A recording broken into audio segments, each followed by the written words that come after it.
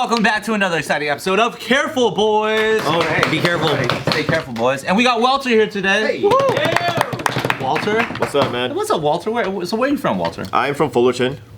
I think I haven't seen you in like 3 years-ish, right? It's been a while. But a little backstory, we've known Walter now for definitely over 7 years. Yeah, for sure. Maybe like 10 years, maybe. Yeah, I think maybe 10. How'd you guys meet? Back in the day, when we had this channel called Just Kidding Films, we did sketches and all this stuff. And then we were like getting our foot in the door, like learning about entertainment. In the Asian American entertainment circle. Yeah, and Walter comes from a stand-up comedy background. OG, one of the first Asian entertainers. But I don't know how OG. How old is she? I'd say second wave. Who's the first wave? First wave would be like Henry Cho, Margaret Cho. Who's Henry Cho? Henry Cho is a Korean guy from Tennessee. Yes. He still tours. Southern cat. He still tours. He's just not on TV. Is that first wave like Mr. Miyagi? Oh, okay. If you want to go first, yeah, actually. Because he was a comedian? No, You're because he right. was doing stand-up. Was he? Before he was Mr. Miyagi. That's right. Pat Morita and Johnny Yoon. Johnny Yoon from They Call Me Bruce. So that's first. They were, okay, let's go with first, their first wave. Is it first wave the Japanese dude that sang the fucking Sukiyaki song that went viral, the first Gangnam Style? Oh yeah, probably. Well, why does it have to be Japanese? Why can't it be I don't Korean? know, I just had to, I don't know, dude, I had to bring it up. I had to fucking fight for my peoples, bro, you know? Mr. Sukiyaki. So yeah, let's go Johnny Yoon and Pat Morita as first wave. Okay. And the second wave would be like Henry Cho, Margaret Cho. And then I'd say probably like 2.5 is Bobby Lee, because Bobby Lee came in a little bit after Henry and Margaret. And then I think like the third wave would be like PK, me, like Danny Cho, Dr. Ken, all those guys, Steve Byrne, Kevin Shea, KT Tatara. KT Tatara, yeah. And then now, from what I understand, during coronavirus, there's a lot of Asian comedians now. They all suck though. Isn't it crazy? I have no comment. Name 'em. I've got Name 'em. no comment. Because I remember, man, there was a time in Asian entertainment, like, we all freaking knew each other. Yes. There was a moment when, like, there was new media, and then there was, like, the Asian Film Festival group that did all the traditional film, and then the stand-up comedians, and then the dancers, right? And then at that time, early 2000-ish, that's kind of when we met, or mid 2000, right? And then that, I think everyone was like 1 degree apart. Now, if there's Asians in entertainment, we don't even know who they are. No.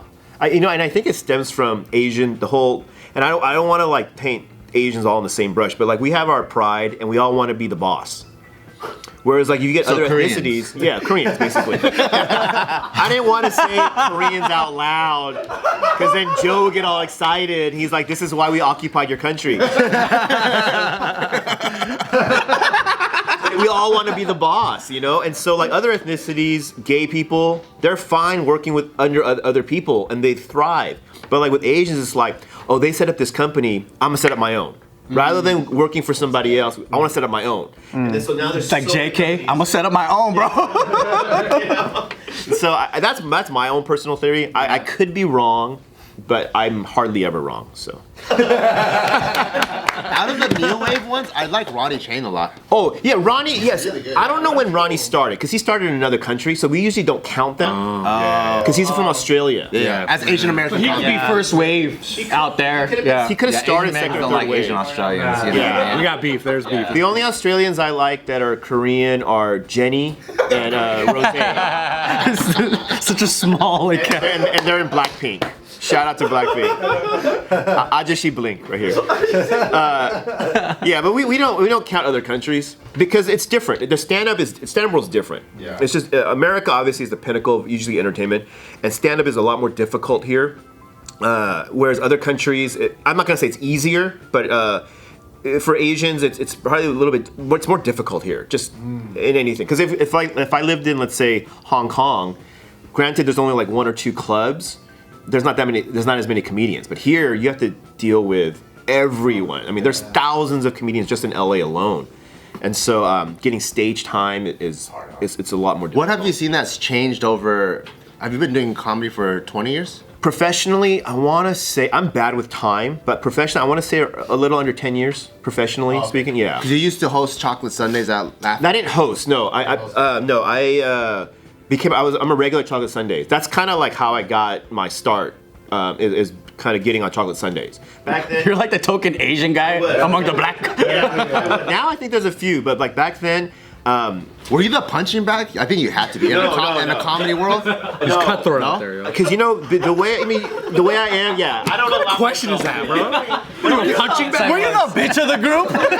Did you suck like this guy, bro? When I was in the military, I'm the only Asian guy out of 80 dudes, right? Yeah. So anyone and everyone that had any even slight funny thought, I'm just the punching bag for every single like Asian thing that they can think of. You just got bullied, bro. I'm just being bullied. No, they're collaborating sound with like- me. They're brainstorming with me. It doesn't sound like he's bullied.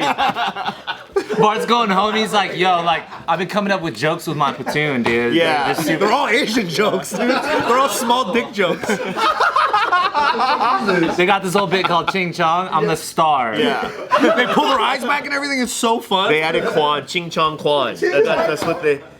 He's in the Marines play, and he's the star. Starring Ching Chong Kwan. For Christmas, they had me dress up as the Japs this time.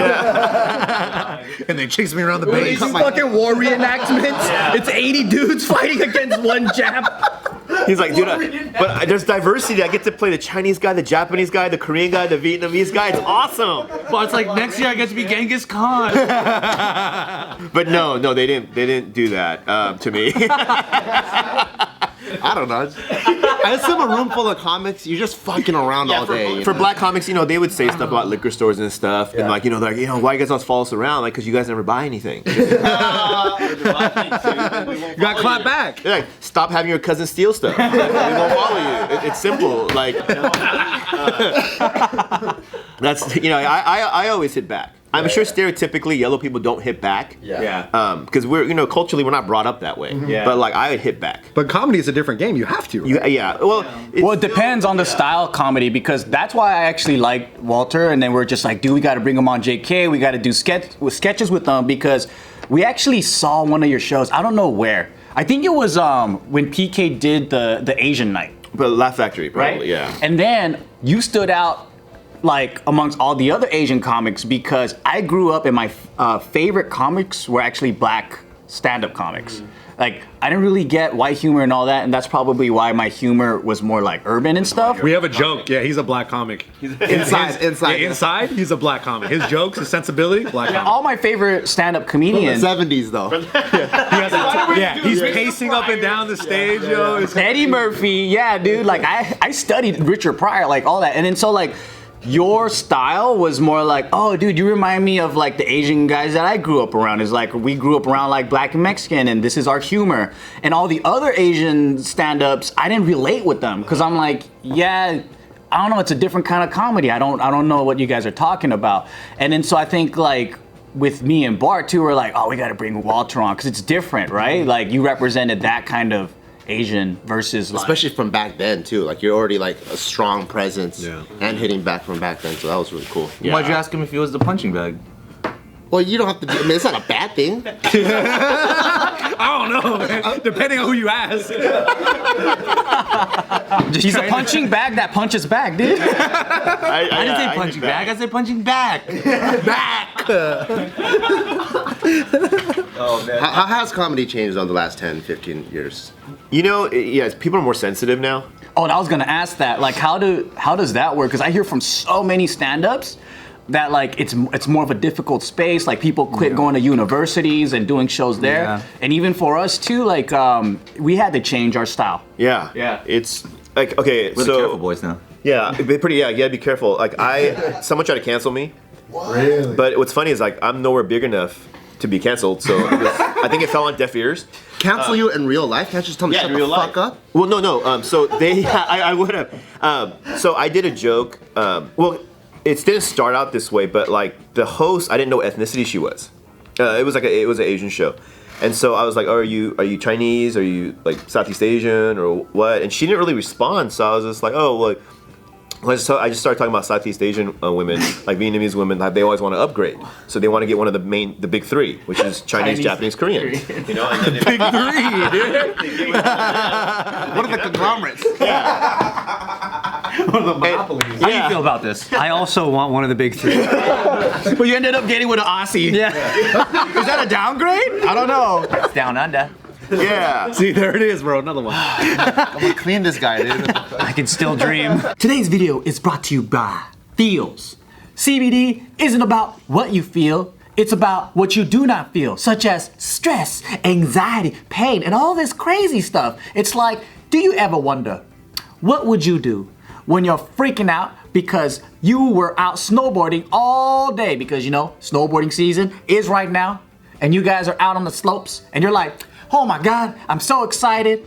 I need to go to sleep so I can snowboard again tomorrow. What do you do? Me, thanks to Feels, I get a couple of droplets. It comes in a cool little packet right there, and you go doop doop, put it on my tongue, and then I have a nighttime routine. So for me, I have a difficult time turning that off. But with the help of Feels, I get it right under my tongue, and I start my unwinding technique so I could get a full night's rest and go at it again. And what's really cool about them is if you got stress, anxiety, or sleeplessness, you want to try Feels, but you're like, oh my God, this is my first time, I never did this before. They have a CBD hotline that you can call, and they'll walk you through the whole process so you feel extremely secure and safe. You could be like, hey, I'm trying to snowboard, but I can't go to sleep because I'm so excited. What do I do? Should I jack off? Or Yeah. should I take some Feels? Feels to feels goods. And the best part of all is there's no hangover or addiction to this. People might have this misconception, but that's not the case. It's just something to help chill you out. And what's cool is they even have a monthly membership so that you can make self-care really easy. It's just gonna show up at your doorstep and you save money on every order. So if you wanna feel better, you got a little bit of stress, anxiety, make sure to become a member today by going to feels.com/offtherecord and get 50% off your first order plus free shipping. That's Feels, FEALS.com/OFFTHERECORD. Off the record, go to feels.com/offtherecord to get 50% off your first order plus free shipping. And so, you know, clearly I'm a comic, but I think what's And she's a comic too, right? Everyone's fucking around. Yeah, but I think someone heard the bit, or like someone saw the show or whatever, because it was an online show, and they got upset about it. And yeah, like if you're gonna get upset, that's fine. But I think people have to understand that I'm a comic. Yeah. I'm not a politician. Mm-hmm. And it's all under the umbrella of being a joke. Now, whether I'm serious or not, which of course I was, but if I, but under the umbrella of comedy, like how are you going to take one specific thing and go with that? Because I'll give what happened was the comic after her bit was her mom told her don't date Korean men and don't date Vietnamese men. Don't date Korean men because they'll beat you. And don't date Vietnamese men because they steal. So if you want to compare which is more racist, mine was positive. Hey, you can get out of your situation and upgrade. That's a positive, hopeful thing. Hers was flat out Korean men will beat you and Vietnamese men will steal. What's the upside to that joke? And so the person that was trying to cancel me didn't say boo about the comic after. Wow. And then to further, because they're probably Southeast Asian and they feel like something about that statement. Yeah, they're like, that's true. Well, the thing is, I think this person's Vietnamese and was like, we're not lower people. Yeah, we're not lower. And but then she was okay with her guys saying, being told that they steal. Because we do. Yeah, I guess we do. Exactly. She's like, well, that's true. I can't argue with that. But then, like 2 comics before, the guy was talking about how Asian men have small penises, and I thought, let's take that for example and say, hey, why are you perpetuating that negative stereotype? Mm-hmm. Even if it's true, why perpetuate it? And it's an old joke, dude. You gotta evolve it. About one. If you're gonna complain about one, you've got to complain about it all. Yeah. And so I think to me, what's highly unfair with the cancel culture is people cherry picking what fits their own narrative. Yeah. That for me is highly unfair. It's what they get offended about. Yeah. It's what hurts them, right? Exactly. With Chappelle, with the trans community trying to cancel him, fine. If you want to be offended by it and you want to cancel him, okay, I respect your opinion and you can do that. However, you're gonna have to go after Chappelle for all the other racist jokes that he does. Mm-hmm. Because if you don't go after all of them, then and if you're laughing at the other ones, exactly, then you're guilty too. Yeah, so you can't single out just because it affects you. Yeah. Mm-hmm. Like I was at a show one night where all the comics made fun of every race out there. Mm-hmm. And then the last comic had jokes about gay people. 2 gay guys got up and walked out. So they were laughing through the whole show. The whole show, and they got up and left. And I thought that's not fair. But did they already pay for their 2-drink minimum? They pay for everything. Yeah. Then that's okay. As long as you pay, then get out. Then get out. It's technically fair. They just had to go. Yeah, they had to go. They're just trying to beat the parking. You know? Yeah, right. They're like, last comic? All right, I'm gonna be part. It's kind of like victim. It's like playing victim, but you're actually bullying, right? Because that means that you'll laugh at someone being bullied because it's funny. But then when it turns around and you feel bullied, you throw a fit. Yeah. Yeah. And Yeah, because it's like you're going into a room where there's jokes, right? It's a jokes like court. It's like watching a football game on a football field. Everyone's tackling, they're having a good time. But when your brother gets tackled, all of a sudden you're like, beep. No. Yeah, exactly, right? You're like, what the fuck? Like, this is a game of football happening on a football court, and which is what comedy is. Exactly, yeah. He's wearing pads. That's what he gets, bro. He's wearing pads. He should have been suited up. Like, I'll take Bart's example even further. It's like you go to a football game, and then a guy throws a pass, and they get mad. Why is he throwing a pass? What the fuck kind of pass was You're that? at a football game. What do you think's gonna happen? Of course they're gonna throw a pass. It's like you're at a comedy club. Yeah. Jokes are gonna happen. Like, what do you think was gonna happen when you walked in? Like, we're not all gonna hold hands and be like, oh, you're so beautiful. you're so pretty and handsome. Oh, what do you think's gonna happen? It's like the people that sit in the front row and they're surprised that the comics make fun of them. Yeah, that's the perfect roast place. Yeah.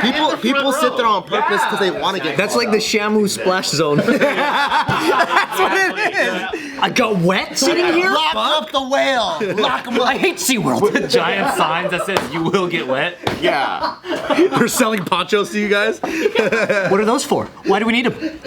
Do you think it's because now with the internet and everything, like there's so much more access to comedy that like before you had to walk into a club, before you had to like watch a special, right? And then like people that really gravitated toward stand-up comedy in the world, just like improv and everything, it was kind of niche. It wasn't mainstream entertainment, right? But now comedy, podcast, all that, it's so big combined with the sensitive PC culture. I think that like people don't understand the game. So like in your bit as comics, we know that that's not how you really, like you're not there making a lecture. You're there like playing on stereotypes because that's what comedy is. A lot of the times, like if you could label it, it's kind of satirical. It's also you're making fun of the belief that some people have that East Asians are superior to South Asians, right? So if you break it down in a more academic way, you're making fun of that, and then it's funny because there are idiots out there that believe that, and you're making that statement. So it's like when we do, it's called it's not irony. It's called there's another word for it. Fucking slipped my mind. But it's when you make fun of the type of people that believe this, and then you embody that character. Like satire? It's kind of like satire. It's kind of, damn. I'll probably think about it way later. But it's like, and we did that. It's like absurd comedy too. Yeah. Like we become characters that people think Asians are, and then we make fun of Like them. what Borat is. Yeah, exactly. Yeah. And they get mad at you for portraying that. But what Borat does is he exposes racism. Yeah. He makes fun of If you're people. smart enough to see it. Exactly. Yeah. But if you're dumb enough, you'll just be like, why is Borat making fun of Jewish people? You know what I mean? So I'm like, dude, that's where the space is, I think, kind of weird, is there's hella people that come in and they don't know how to make sense of it. It's weird that people don't recognize there's a game being played, because it's like you don't go to watch your favorite singer, and when she's singing about like a breakup song, and you're like, wait, but you're married. She's playing the game of songwriting, right? Of singing. You don't draw it to real life. Beyonce, you're not single. You can't represent single ladies. You just saw you kiss Jay-Z back there. What the fuck? When I listen to Kanye West sometimes, and he talks about like fucking other bitches, but I'm like, but you're married to Kim, and I always think, I'm like, I wonder if they have conversations about that. Yeah, I wonder if Kanye and Kim, like, if she gets mad at him, like, hey, like, come on, man. That's not very honest. That's not a very honest. I thought his whole last album was about like God and his mom. Now he said something about fucking bitches in there. You have to. of course. If it's hip hop, It's a requirement. They have a checklist. They have a checklist. Each like song they record write. It's a quota, you know. You gotta hit a quota. Dang, that's sick. I do feel this feeling though that like cancel culture went so bad that it went to the point where no one gives a fuck that much. Like people are getting canceled and they're coming back. And then so people feel safer to just be like, it actually doesn't do anything. Let's just talk and do what we want. Comedians are really good at that. At Right? coming back from canceling. Louis C.K. and Dave Chappelle both got like award nominations, and both of them quote unquote have been canceled or whatever. So it's kind of like, what does it mean to be canceled? Yeah. And at that time, we thought Louis C.K. was gonna be done because it was like around the Harvey Weinstein stuff. And then he just used that in his comedy, and then that's the one that's getting an award. Killed, and he killed. It was so good. Crazy. And the way he handled it was so funny too. Like, was something like that strong of a subject matter at that time, where everybody was like, because that was probably one of the most popular cases in the beginning, and then the fact that he turned into a comedy special. Do you believe in the ratio of as long as a joke is funny enough, then it's not like offensive? Well, I think for each comedian they have their own line of what that is. I don't do rape stuff. I may discuss rape, but like I don't joke about rape. That's just my. Oh, you don't? Oh man, Get out of here, dude. Oh, that was my favorite genre. man, they advertised you wrong, bro. False advertising. It's a hard line to walk. Yeah. Like there's certain things that it's kind of difficult. Yeah. Favorite genre? Yeah. Dude. Yeah, so like when I go on stage, you should probably like just like noise cancel headphones probably because there's gonna be no rape jokes. I do racist stuff, but mine's more poking fun at the entire thing of racism, like how it just doesn't make sense, you know. But like but I fully admit when I'm on stage like I'm racist. Probably. Probably. Yeah, it's possible. But you know it's funny now because they do. Distinguish racism and prejudice now. The line's a lot finer and thicker now than it was before. Prejudice and racism? They talk about racism as an institutional thing. So, like, for example, like you guys are like, let's take Just Kidding Films for example. Yeah. And then you guys didn't do that. Let's say you said no white people. That would be racism because it's institutional. But like if you as your individual, That's why we have a diversity card of one white person. Who's fired now? Who's fired? Yeah, we're diverse. We're a diverse company. Legal purposes. Yeah. We keep him on payroll. Yeah, but like if now as an individual, Bart, and you said, hey, I don't want to work with white people, that's prejudice. And that's okay? That wouldn't be racism because you're not an institution. You're just speaking as Bart. So it's got to be like a company or a group. Yeah, that's where they kind of differentiate the two now. Right. But I just say I'm racist because I'm egotistical and like to consider myself an institution. Yeah, that's right. Walter Hogg Incorporated. All how you see yourself. Yeah, right. He's a sole proprietor, dude. So when I say I don't work with white people, I feel like thousands of people will be affected by that. Yeah. And they won't work with white people either. Yeah. So yeah, I just fully readily admit that I am racist. That's pretty cool, man. That's pretty progressive of you. Yeah, man, I'm proud of you, bro. You know, awesome, man. I'm here to help. Paving the way. Paving the way. Where are those rape jokes, huh?